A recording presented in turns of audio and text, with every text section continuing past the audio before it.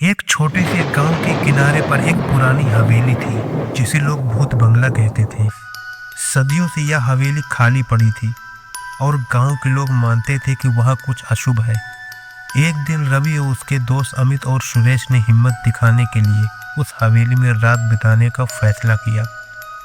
गांव वालों ने उन्हें बहुत समझाया लेकिन उन्होंने किसी की बात नहीं मानी।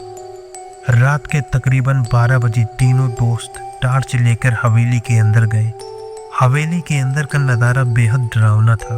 टूटी फूटी कुर्सियां, दीवारों पर पुराने धुंधले पेंटिंग और खिड़कियां जो हवा में चरमराती हुई आवाज कर रही थी। तभी अमित हंसते हुए बोला, देखो यार, भूत वूत कुछ नहीं होता। लेकिन तभी एक जोर सा धड़ाम हुआ और दरवाज़ा अपने आप बंद हो गया। रवि ने हंसी में कहा, अरे हवा का झोंका होगा। तभी सुरेश ने कहा, रुको, ये क्या था? तीनों ने देखा कि एक परछाई उनके पीछे गुजर रही थी।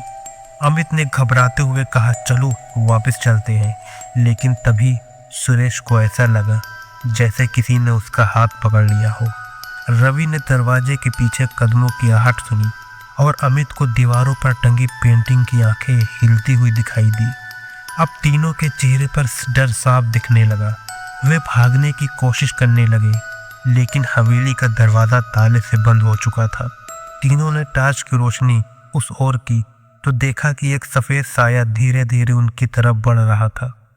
उसका चेहरा नज़र नहीं आ रहा था लेकिन उसकी मौजूदगी से ठंडी हवा चलने लगी। तीनों दोस्त ने ज़ोर से चीखते हुए आंखें बंद कर ली। जब उन्होंने आंखें खोली तो वो हवेली के बाहर खड़े थे।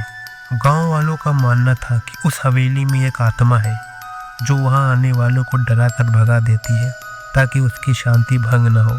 तो क्या आप में इतनी हिम्मत है कि उस हवेली में रात बिता सकते हैं? आखिरकार उस आत्मा का सामना कौन करेगा?